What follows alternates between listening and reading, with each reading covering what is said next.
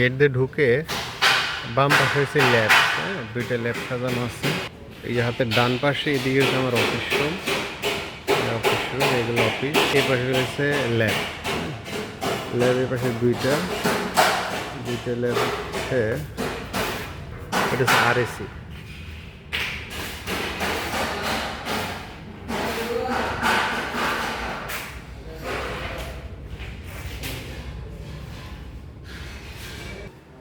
আর এটা হচ্ছে electric ট্রেডের lab.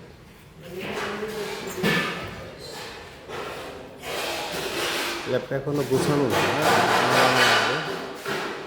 এটা হচ্ছে ইলেকট্রিক ট্রেডের ল্যাব।